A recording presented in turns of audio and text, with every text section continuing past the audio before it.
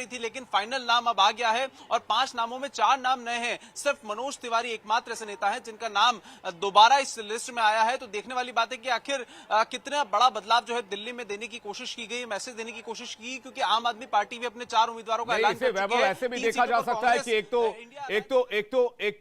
तो ये 2024 के इलेक्शन को लेकर वैभव, और दूसरा एक ही आगामी विधानसभा चुनाव को लेकर भी बीजेपी अभी से दिल्ली की तैयारी में लग गई हो। क्या मानना आपका?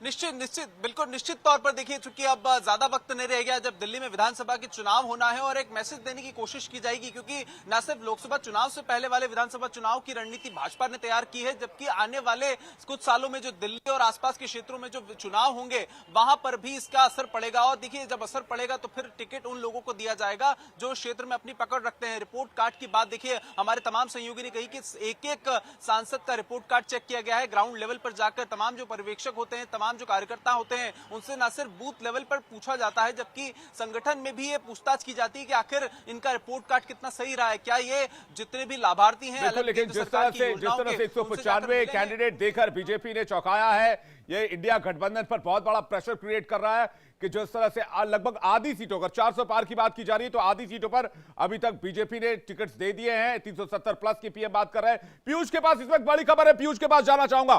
पीयूष, आपके पास कोई ब्रेकिंग न्यूज है, आप बता रहे थे, पीयूष बताइए।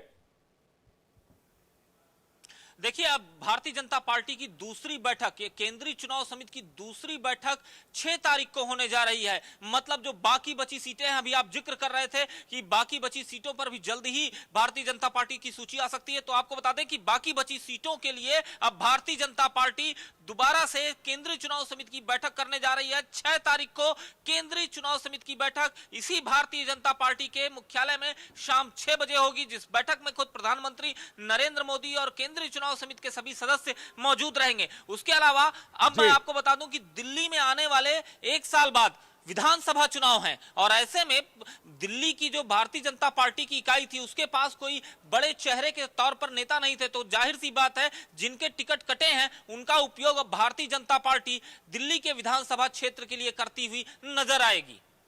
बिल्कुल, ये बड़ी बात आप कह रहे हैं कि जिनके टिकट काटे गए हैं वो दिल्ली की राजनीति में उनको एक्टिव पॉलिटिक्स में लाने की तैयारी है, ऐसा रणनीति है, ऐसे बता रहे हैं पीयूष हमारे साथ लगातार जो बने हुए हैं।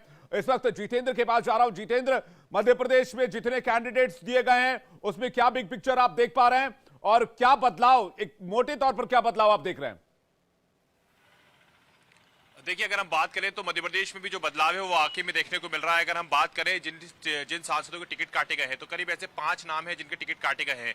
भोपाल की बात करें तो आलोक शर्मा को टिकट दिया गया है, और जो पहले सांसद थे प्रज्ञा सिंह ठाकुर, उनका टिकट काटा गया है। वहीं गुना से ज्योतिरादित्य सिंधिया को उम्मीदवार बनाया गया है, जो कि पहले से केपी यादव यहाँ से सांसद थे, उनका टिकट काटा गया है। इसके अलावा अगर हम सागर से बात करें तो सागर से राज बहादुर सिंह का टिकट काटा गया है, और यहाँ से पूर्व महिला आयोग की अध्यक्ष लता वानखेड़े को मैदान में उतारा गया है। वहीं रतलाम की अगर हम बात करें तो देखिए, लगातार इस पर हम चर्चा भी करते हैं, जीएस डामोर से कहीं ना कहीं जो जनता है वो खुश नजर नहीं आ रही, और ऐसे में अब यहाँ पर बदलाव किया गया है। राज्य सरकार में जो मंत्री है, वन मंत्री नागर, उनकी पत्नी अनीता को जो उम्मीदवार है वो बनाया गया है। इसके अलावा विदिशा से बात करें तो रमाकांत भार्गव, जो कि पहले से सांसद थे, उनका टिकट। इस तौर पर जम्मू कश्मीर की जनता का भी आभार प्रकट करना चाहता हूं, जिन्होंने मुझे इस योग्य समझा कि मैं उनकी पुनः से सेवा कर सकूं।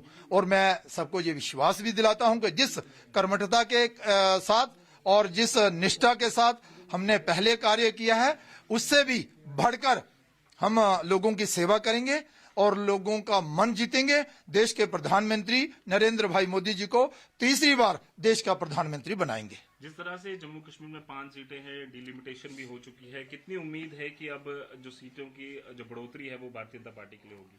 देखिए, भारतीय जनता पार्टी जम्मू कश्मीर की 5 सीटों पर लड़ने वाली है, और मैं अगर सच कहूं तो मुझे पूरी उम्मीद है कि भाई 3 सीटें भारतीय जनता पार्टी बहुमत के साथ और भारी बहुमत के साथ जीतेगी, और 2 सीटों पर फाइट होगी। इसलिए ये जो जम्मू रियासी वाली सीट है और उधमपुर वाली सीट है, जिस पर डॉक्टर जितेंद्र सिंह जी पर पार्टी ने विश्वास किया है, इन्हीं 2 सीटों की अभी तक घोषणा हुई है। ये सीटें तो हम प्रचंड बहुमत के साथ जीतेंगे, और इसके अलावा जैसे जैसे घोषणा होती जाएगी और हम दूसरी सीटों पर भी अपनी रणनीति जो है वो बनाएंगे। तो बीजेपी नेताओं को, सांसदों को आप सुन रहे हैं जो लगातार ये कह रहे हैं कि विश्वास जताने के लिए केंद्रीय आलाकमान का बहुत बहुत शुक्रिया और इस बार और दम लगाकर काम करेंगे। जाते हैं सीधे जितेंद्र के बाद जो भोपाल